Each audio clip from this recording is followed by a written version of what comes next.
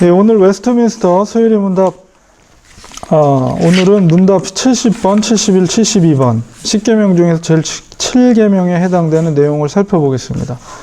우리 제 7계명이 무엇인가? 70번째 문답입니다. 답은 간음하지 말라 하신 것입니다. 출애굽기 20장 14절의 말씀. 그 7계명에서 71문은 그 명하는 것이 무엇인가?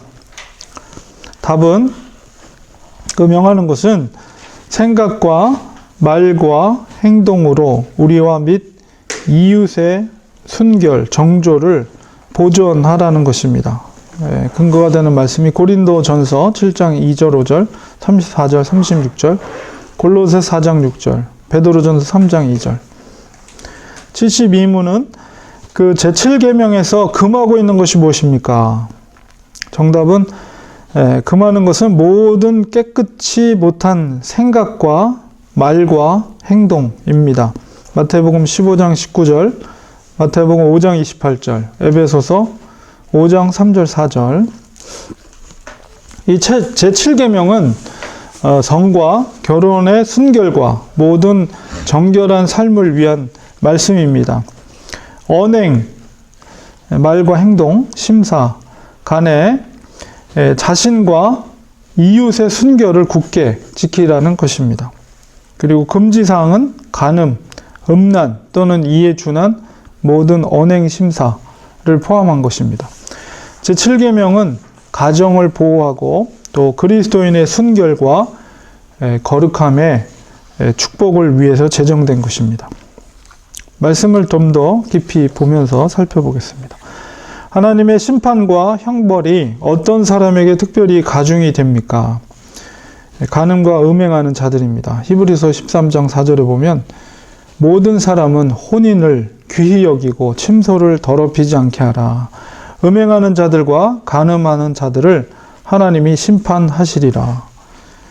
엄중하게 말씀하고 있고, 베드로후서 2장 9절 10절에도 주께서 경건한 자는 시험에서 건지시고 불의한 자는 형벌 아래 두어 심판 날까지 지키시며 또 육체를 따라 더러운 정욕 가운데서 행하며 주관하는 일을 멸시하는 자들에게 특별히 형벌하실 줄을 아시느니라. 이들은 담대하고 고집하여 떨지 않고 영광 있는 자를 해방하거든요. 이렇게 간음과 음행하는 자들에 대해서 하나님의 심판과 형벌을 말씀하고 있습니다. 두 번째로 간음의 근본적인 동기 그리고 특징이 무엇인가? 그것은 마음으로 품는 악한 생각이고 욕심이며 또 음행은 자기 몸에 죄를 짓는 것이다. 마태복음 5장 28절에 나는 너에게 이르노니 여자를 보고 음욕을 품는 자마다 마음에 이미 간음하였느니라. 마가복음 7장 21절에 속에서 그 사람의 마음에서 나오는 것은 악한 생각과 곧 음란과 도둑질과 살인과 주님께서 말씀하셨고, 또 고린도전서 6장 18절에 보면 특별히 음행을 피하라. 사람이 범하는 죄마다 몸 밖에 있거니와 음행하는 자는 자기 몸에게 죄를 범하느니라. 사도 바울이 고린도 교회 그런 음행의 문제가 심각했죠. 그래서 그 문제에 대해서 지적을 하면서 음행을 피할 것을, 그래서 음행은 특별히 자기 몸에 죄를 범하는 것이다 이렇게 말하고 있습니다. 세 번째로 간음죄에 대한 율법의 형벌이 무엇입니까? 공개적으로 처벌하여 공동체에서 죄를 제거하게 하셨습니다. 레위기 10장 10절에 누구든지 남의 아내와 간음하는 자, 곧 그 이웃의 아내와 간음하는 자는 그 간부와 음부를 반드시 죽일지니라. 그래서 지난번에도 6계명에서 살인할 때 간음한 자는 돌로 쳐서 죽이는, 여기 나오죠? 신명기 22장 24절에 너희는 그들을 둘 다 성읍문으로 끌어내고 그들을 돌로 쳐 죽일 것이니 그 처녀는 성읍 중에 있어서도 소리 지르지 아니하였으며 그 남자는 그 이웃의 아내를 욕보였음이라. 너는 이같이 하여 너희 중에 악을 제할지니라. 구약적인 율법에서 이 간음죄가 굉장히 살인, 돌로 쳐져 죽일 수 있는 그런 악한 죄로 율법에서 금하고 있습니다. 네 번째로 우리 신자들의 바람직한 언어 생활은 무엇입니까? 이제 간음과 더불어서 우리가 더 나아가서 그 말과 행동에 있어서 말도 역시 중요하다는 것을 이야기합니다. 오직 덕을 세우고 돌이켜 감사하는 말을 할 것이다. 에베소 4장 29절에 무릇 더러운 말은 너희 입 밖에도 내지 말고 오직 덕을 세우는데 소용되는 대로 선한 말을 하여 듣는 자들에게 은혜를 끼치게 하라. 에베소 5장 3절에 누추함과 어리석은 말이나 희롱의 말이 마땅치 아니하니 돌이켜 감사하는 말을 하라. 사실 우리가 말 실수가 얼마나 많고 말로 사람들을 상처 주는 일이 얼마나 많습니까? 그래서 역시 우리의 입도 항상 말씀 속에서 덕을 세우는 일을 위해 소망과 희망과 생명이 되는 데 우리 말을 사용할 것을 우리에게 요구하고 있어요. 근데 우리가 불평이나 아니면 원망하거나 비방하거나 혹은 다른 사람들의 마음을 상하게 하거나 이런 말을 할 때가 많죠. 다섯 번째로 음란을 이기는 비결이 무엇입니까? 거룩한 결혼 생활, 또 정욕을 피하여 의와 믿음과 사랑과 화평을 쫓고 또 주의 말씀을 마음에 두는 것입니다. 데살로니가전서 4장 4절 5절에 각각 거룩함과 존귀함으로 자기의 아내 취할 줄을 알고 아내를 얻는 것, 그것은 바로 그 축복이라고 성경은 말해줘, 잠언에서.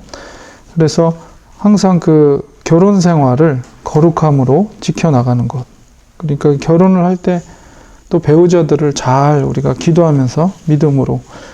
보통 이혼하는 경우들이 물론 처음부터 누가 이혼하기를 원하겠어요. 근데 살아가다 보면 성격이 맞지 않는다. 아니면 내가 저런 줄 몰랐다. 뭐 이러면서 이제 이혼하게 되는데요. 그러니까 연애할 때부터 우리가 결혼이라는 것이 정말 거룩한, 하나님이 아담과 하와를 한 몸을 이루게 했던 창조 질서 속에서 있었던 게 결혼 제도잖아요. 물론 이제 천국에 가면 결혼이라는 의미가 없어요. 다 하나님의 백성들이기 때문에 거기서 뭐 부부 생활을 하는 거 아니거든요. 그러나 이 땅에서는 하나님께서 아담과 하와를 지으심으로 이 가정을 이루게 하시고 남자와 여자가 한 몸을 이루게 한 이 결혼이라는 것은 거룩한, 정말 거룩한 공동체의 기초가 되는 것임을 얘기하고 있기 때문에 우리가 평생 이제 죽을 때까지 같이 살게 될 배우자를 선택하는 데 있어서 잘 기도하면서 그렇게 해야 되겠죠. 디모데후서 2장 22절 또한 내가 청년의 정욕을 피하고 주를 깨끗한 마음으로 부르는 자들과 함께 의와 믿음과 사랑과 화평을 쫓으라. 이런 원리들이 성경 속에서 우리에게 요구합니다. 뭐 현실적으로 어려운 특별히 자녀들 문제는 부모가 아무리 얘기를 해도 잘 안 듣죠, 부모들이. 그래서 우리가 기도가 필요하고 정말 하나님의 도우심이 필요합니다.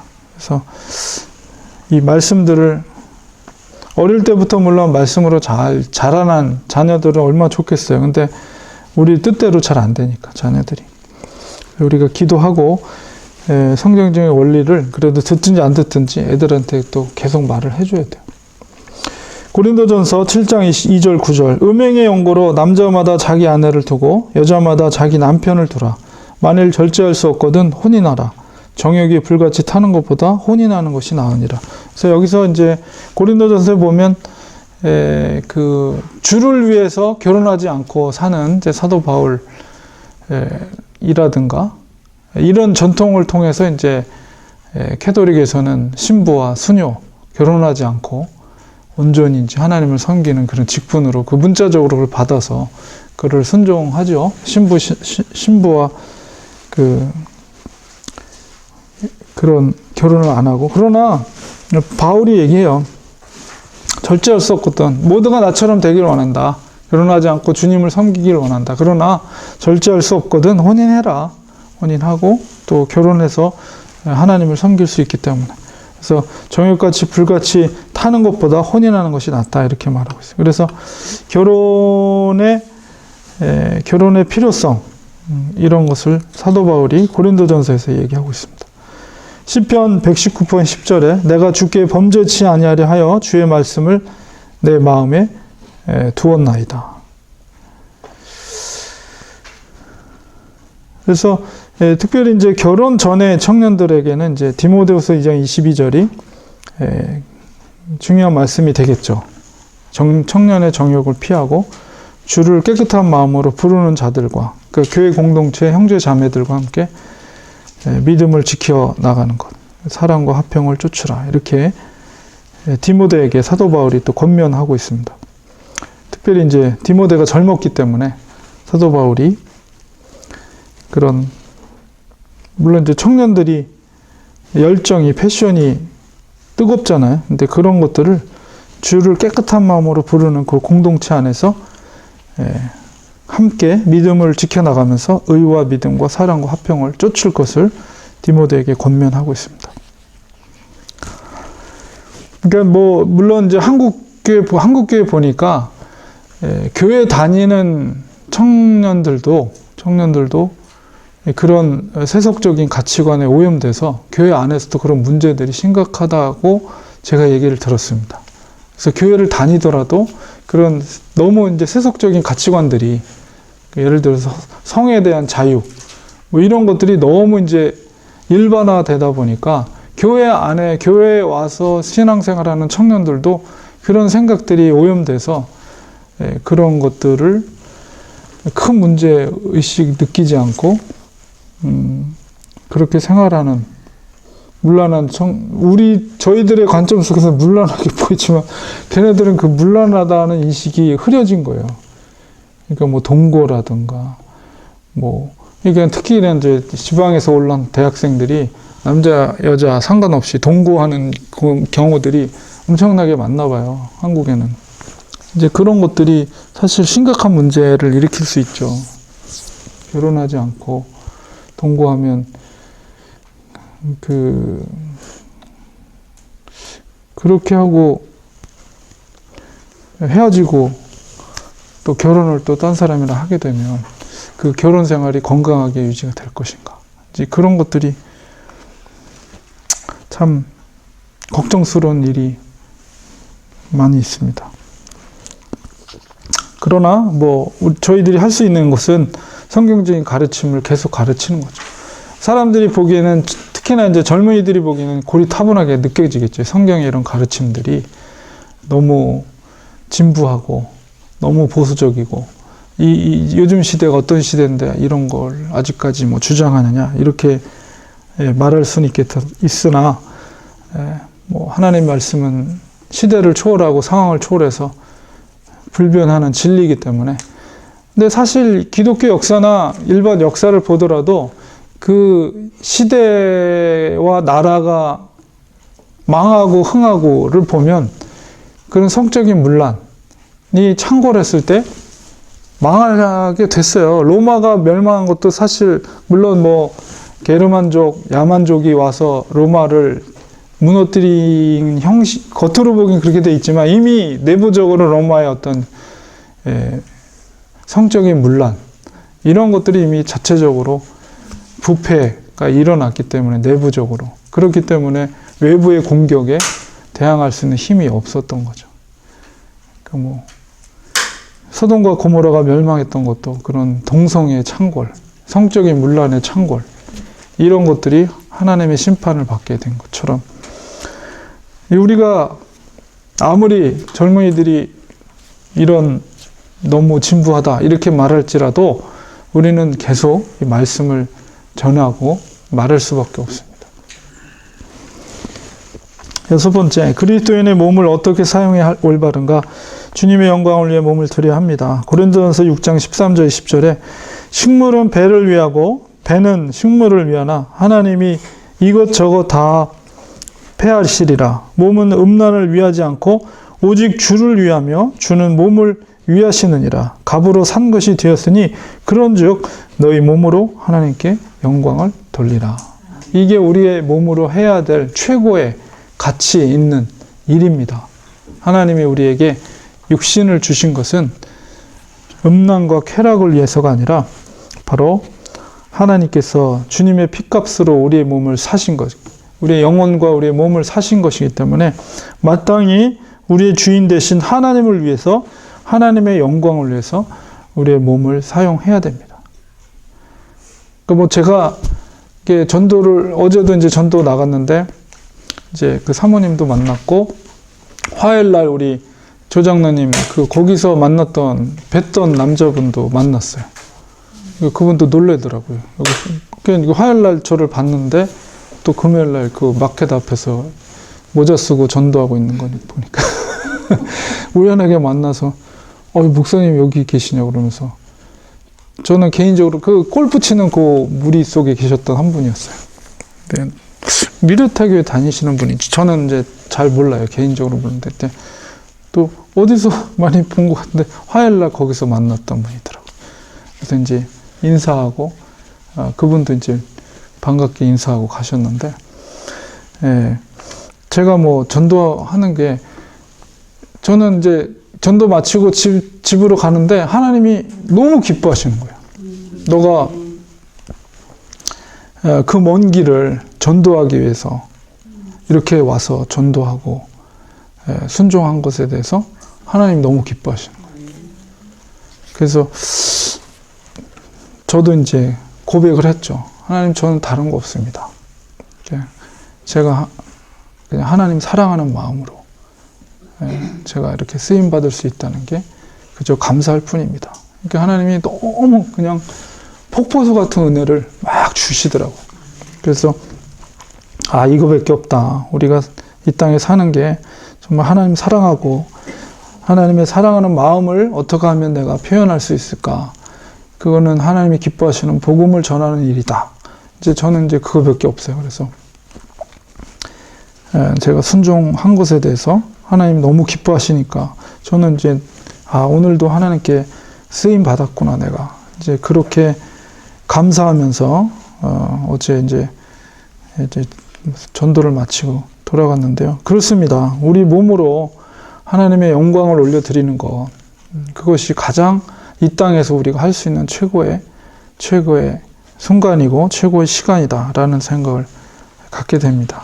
이게 저도 이제 목회자도 사도 바울처럼 목회자도 이제 하나님께서 다루심을 통해서 하나님이 사용하시기 편하게 이 쓸데없는 것들을 이렇게 제거하는 그런 걸 제가 느끼게 돼요. 그러니까 저도 이제 50이 되니까 그동안에 이제 제 삶을 이렇게 돌이켜 보면서 너무 제가 목회자로서 혹은 한 번도 제가 고등학교 2학년 때 목회자로 소명받고 한 번도 제가 목회자의 길을 간 것에 대해서 후회하거나 뭐 그런 적이 한 번도 없거든요. 그럼에도 불구하고 제 삶을 돌이켜 보니까 너무나도 쓸데없는 시간들, 정말 하나님의 일과는 상관없는 내 자신을 위한 시간들, 그리고 그런 것들에 대해 돈을 쓰고 그런 시간들을 했던 것에 대해서 너무 부끄럽더라고요.